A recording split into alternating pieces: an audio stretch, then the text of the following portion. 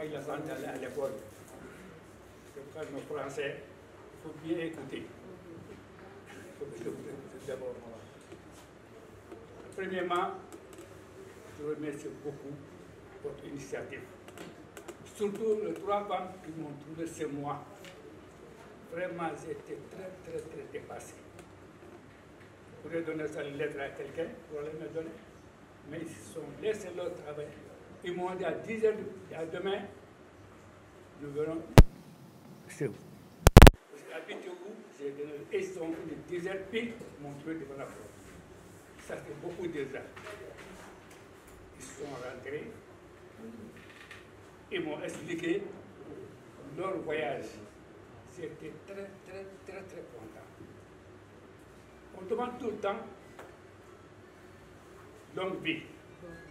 Longue vie, c'est la part de la santé. Nous, qu'est-ce qu'on a aujourd'hui, nos enfants et nos enfants? On a dit quelqu'un qui laisse son travail, qui quitte chez lui, qui trouve chez vous, pour vous soigner, gratuit.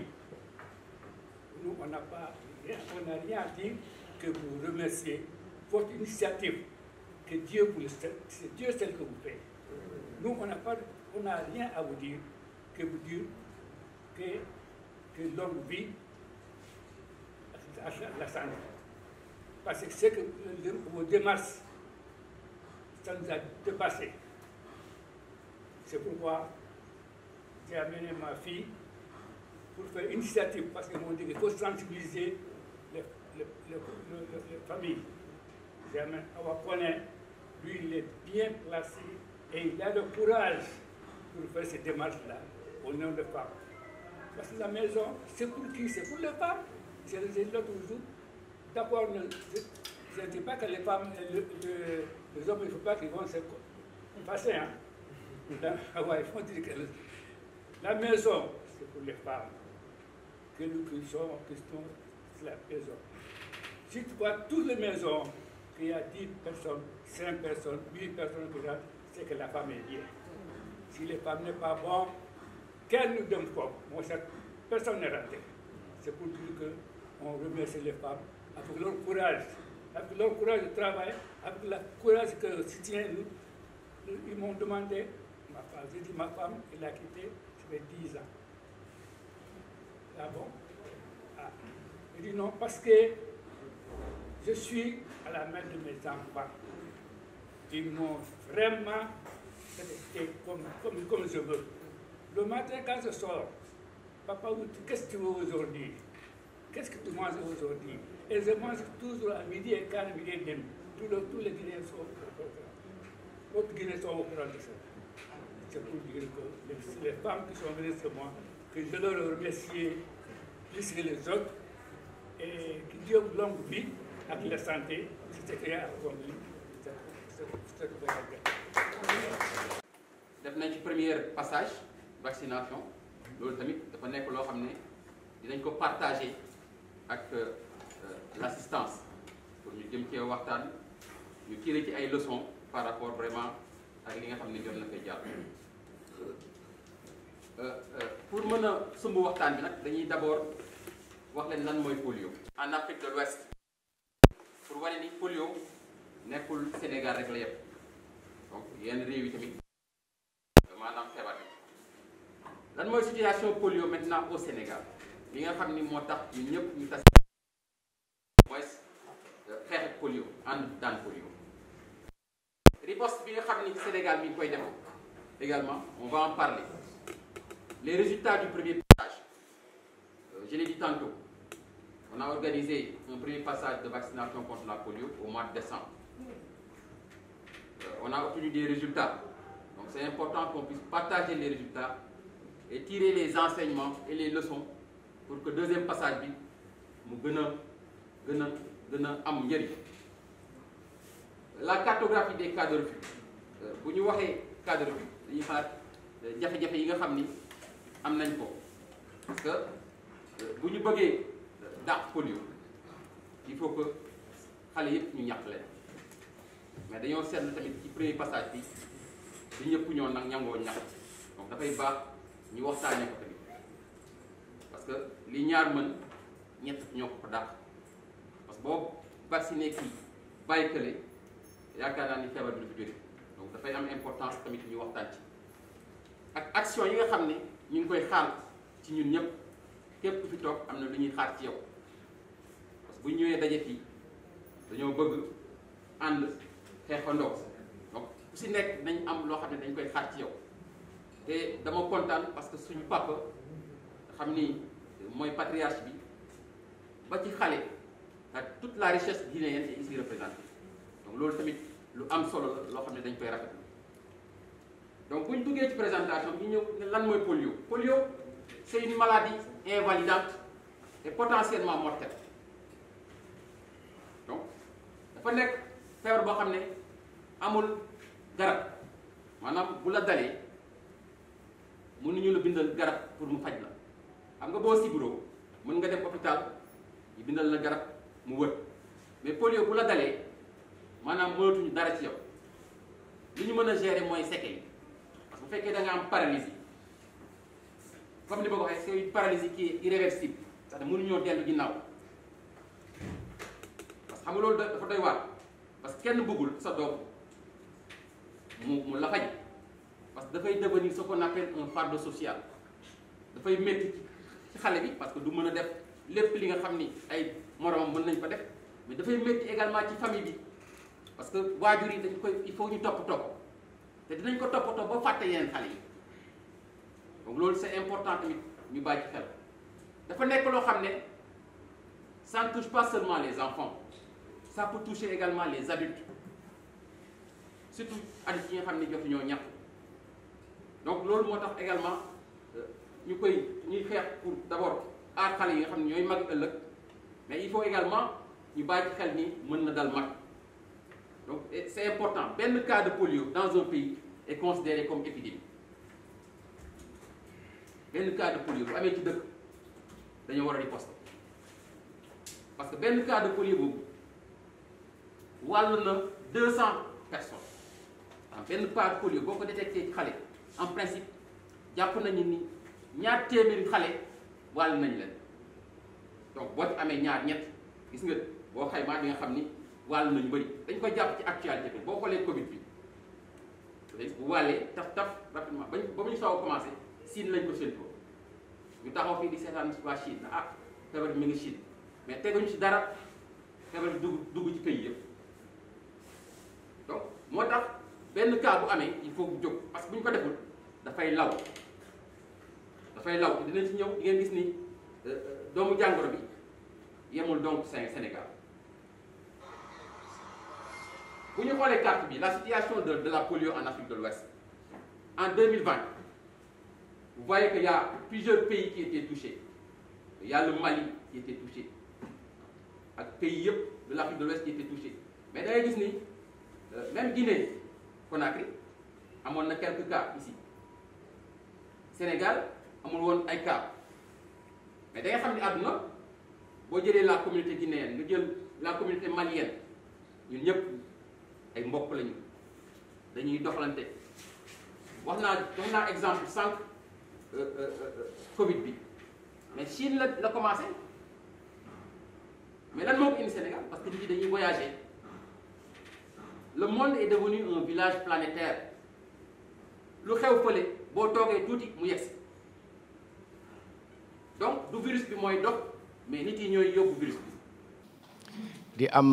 di njëkk tamit rafetlu jataay bi ndaxte jataay bi wone na ne que communauté guinéenne bi daanaka dugal ngeen ko ci liggéey bi kon tamit li des rek mooy ñu farlu gën a yokkaat jéego yi gën a yokkaat yitte yi ndaxte tam poliomyélite tamit dafa nekk feebar bu xam ne ñun ñëpp ñoo ci war a mën a jàpp pour mun ko faxas mu war a jóge fii li ci topp nag muy am ñaari question yoo xam ne ma koy bëgg a laajte ndaxte sànq amoon na ko xam ne defoon na fii présentation bi ci premier passage bi waaye bi muy ne à l'échelle nationale am nañu 95% région bu nekk mu génnee pourcentage am j'ai vu que ne Saint-Louis il a eu 105%.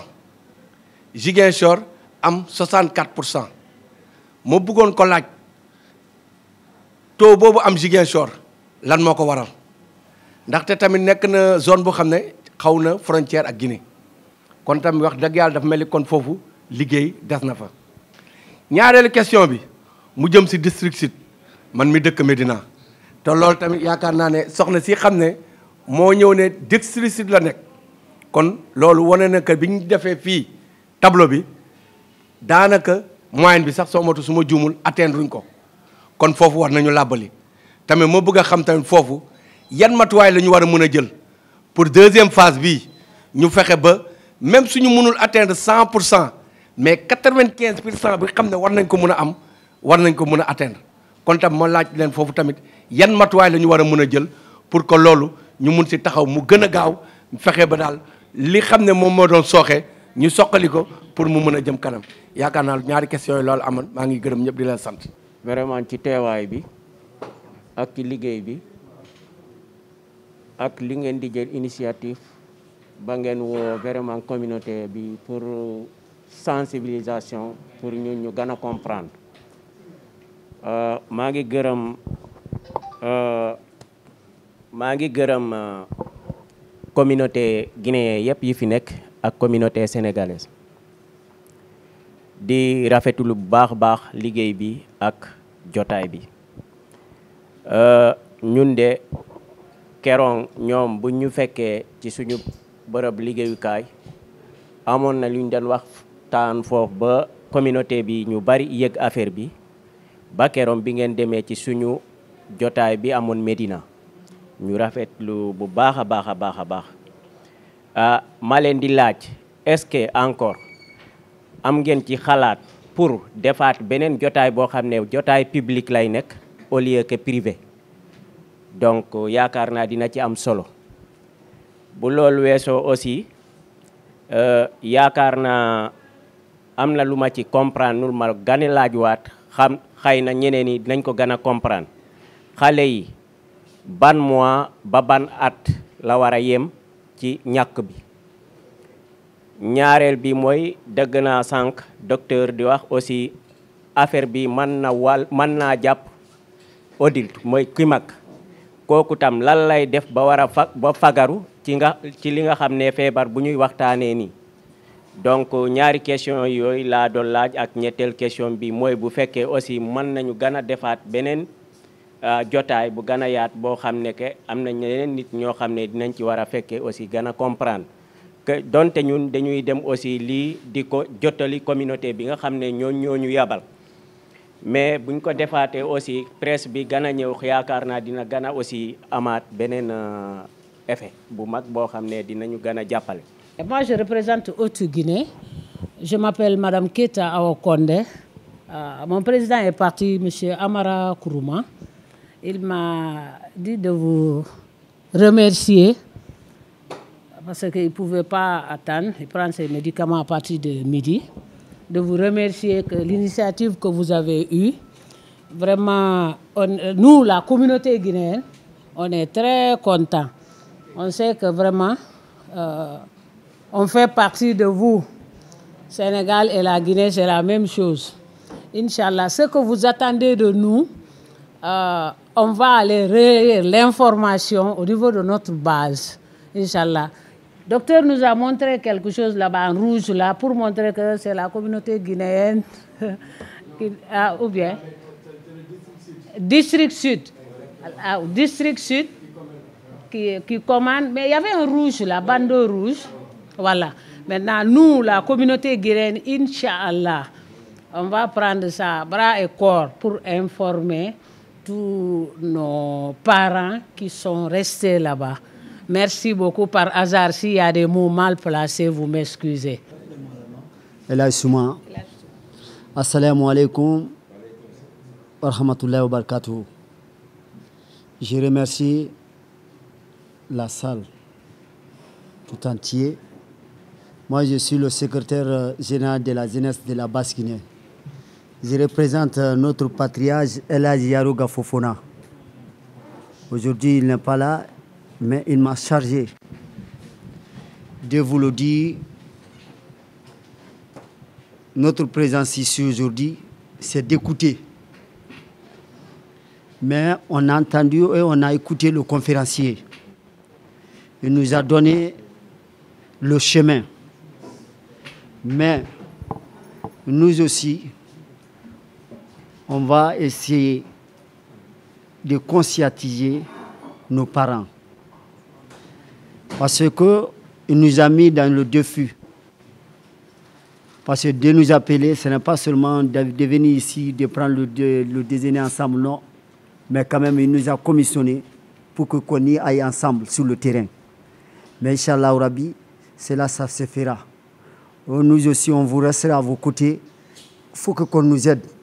Parce qu'aujourd'hui, le Sénégal et la Guinée, le conférencier a dit, c'est les colonisateurs qui nous ont différenciés, ou bien c'est la même. Mais aujourd'hui, les Guinéens qui sont là, parce que le conférencier a touché beaucoup de points essentiels. C'est-à-dire les rumeurs, ça nous tue beaucoup, parce que vous le savez, beaucoup d'entre nous, les Africains, n'ont pas été à l'école. Une fois que tu entends des rumeurs, tu préfères de cacher tes enfants, de ne plus se vacciner, parce que cela pose beaucoup de problèmes. Les rumeurs, ça nous joue beaucoup. Notre communauté, je ne parle pas de notre communauté, je parle de notre communauté. Ma communauté, parce que il faut que vous nous laissiez un peu de temps pour qu'on puisse appeler toutes nos communautés pour donner des informations nécessaires. Ce que vous nous avez donné aujourd'hui, nous aussi, on va les transmettre pour qu'ils soient au même niveau d'information que nous. Parce que tout le monde ne peut pas voir les choses de même façon de voir les choses. Une fois que tu expliques des choses à des certains, ils comprennent autrement. Une fois que les certains aussi viennent, ils vont l'expliquer les choses, ce qu'ils n'arrivent pas à les faire comprendre. Parce que le problème, c'est où? C'est des rumeurs. Une fois qu'on vous le dit, si une fois que tu vaccines tes enfants, il y aura comme ça, il y aura comme ça, tu refuses maintenant de les cacher. Tu n'as pas donné à ceux qui vont venir sur le terrain, ils vont dire que non, c'est bon, ça c'est comme ça. Parce que souvent on est des Africains, ce que le docteur nous a dit comme ça, le conférencier, pour leur mieux faciliter, il faut qu'ils nous soient, leurs leaders soient devant eux pour leur expliquer à leur langue et mieux comprendre, c'est le plus mieux. Si je prends la parole, ce n'est pas pour maintenir beaucoup à parler, c'est ça que j'ai à vous le dire, ce n'est pas moi qui le dis, c'est mon autre patriarche, Ella Yaruga Fofora, qui m'a chargé de vous transmettre ceci. Merci beaucoup. Vous savez, c'est dit à l'information pour le manquement pour cette première phase. Vous savez, il y a trop de désinformation, il y a trop de déroutement en parlant. Si tu ne sais pas parler à une personne pour savoir le convaincre, tu risques de le mettre sur le mauvais chemin.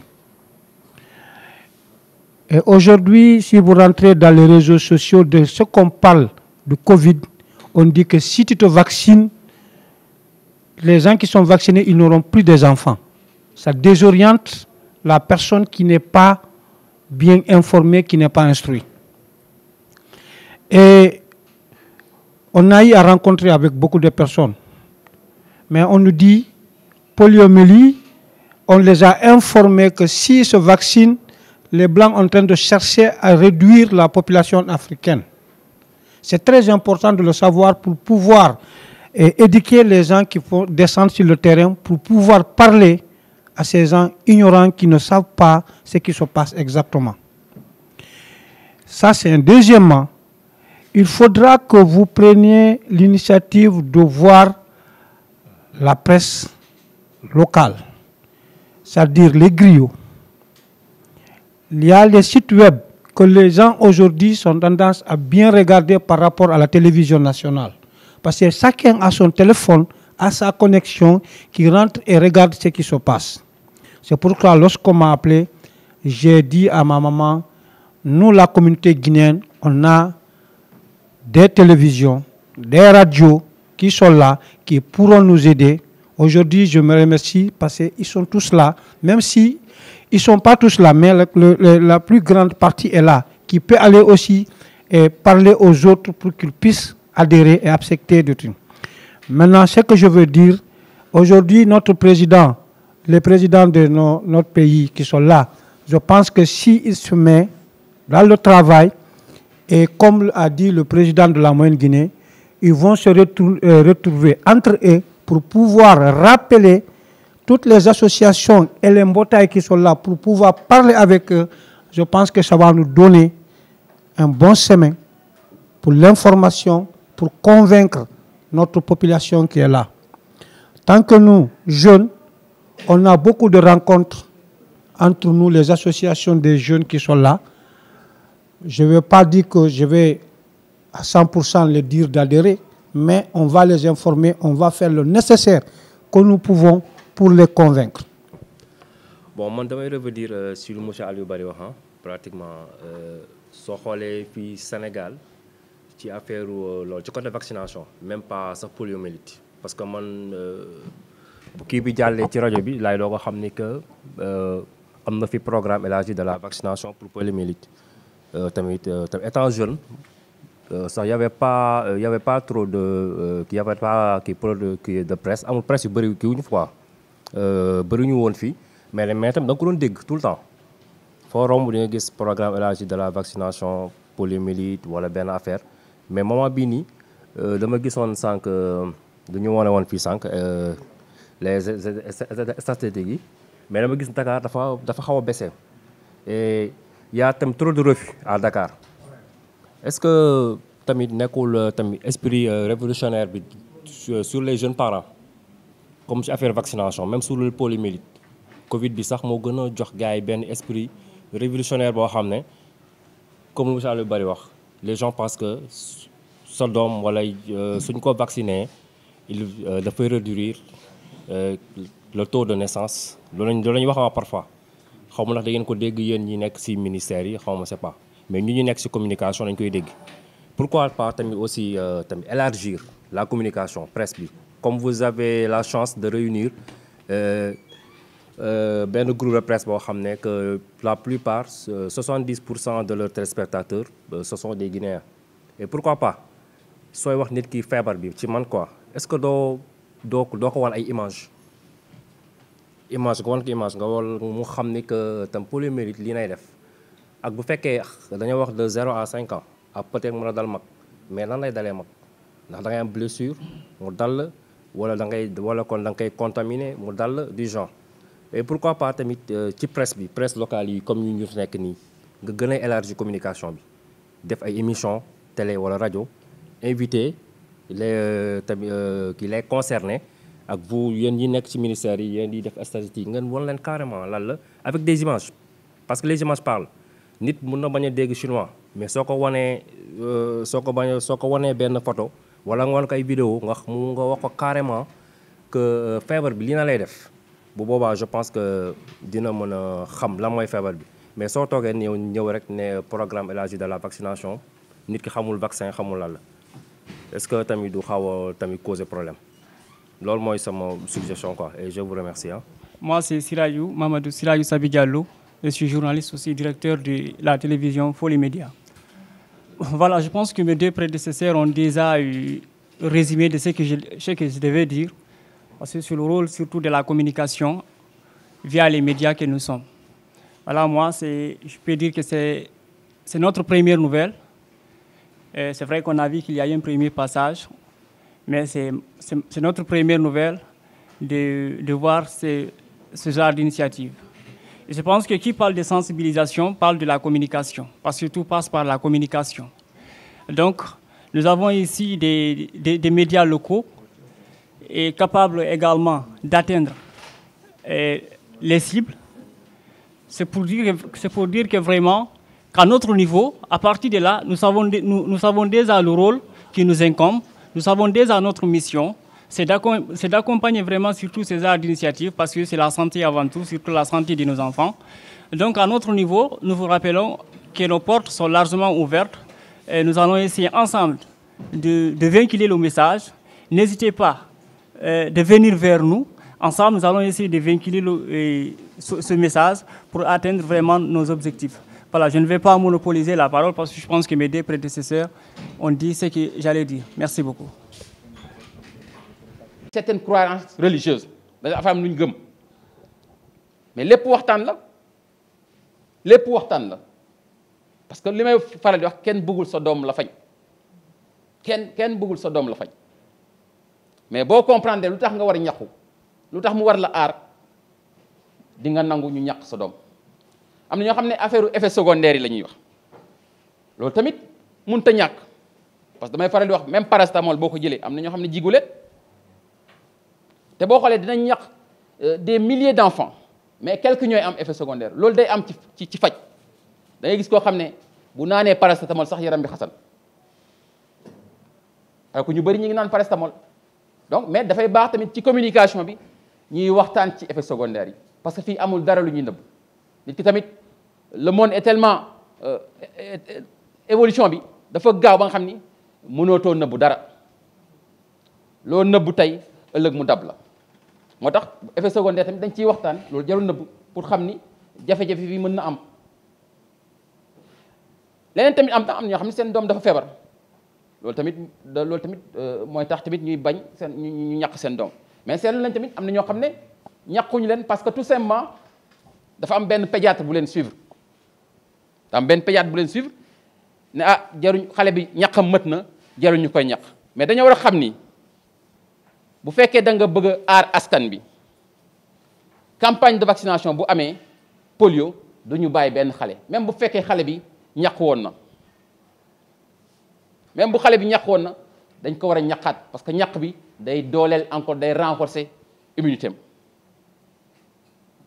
yow jël nga benn baax na mais bu ñu la doolelee ñaar day gën a dëgër mais damay jël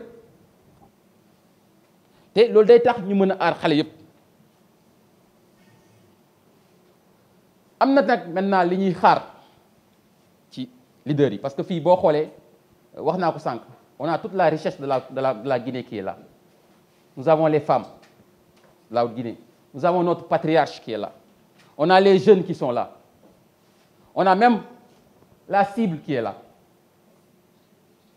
donc tout le monde est là donc chaque niveau am na un leader qui est là-bas te am na li ñuy xaar ci leader boobu sam papa ñu ngi rafetlu li nga ñëw fii te yàlla na la yàlla bàyyi la fi ba si kanam donc chacun est là les journalistes sont là ku si nekk am nga sa rôle donc am na li ñuy xaar si yow mooy sensibiliser sur la gravité de la maladie la polio wax nañ ko lu tax mu grave parce que bu ci xale bi la feeñee ça devient un fardeau social ça devient un fardeau social pour l'enfant parce que bëgg na ànd ak ay moromam bëgg na dem école mais également pour la famille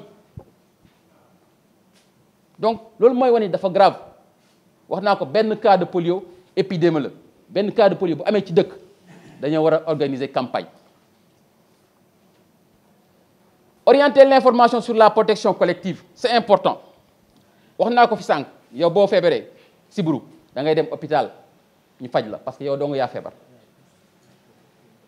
mais bu ñuy def campagne du benn nit rek la ñuy xalaat dañuy xalaat askan bi yépp moo tax waruñu bàyyi benn xale ginnaaw parce que xale boobu ngay bàyyi ginnaaw ëllëg ñaanuñu ko yàlla mais bu fekkee ñàkkul doomu jàngoro bi mën na ko jàpp te su boobaa di nga am benn sentiment de culpabilité boo xam ne da nga pourtant waxoon nañ man ñu ñàkk ko de même bu fekkee yàlla mooy dogal mais yàlla bay sa tool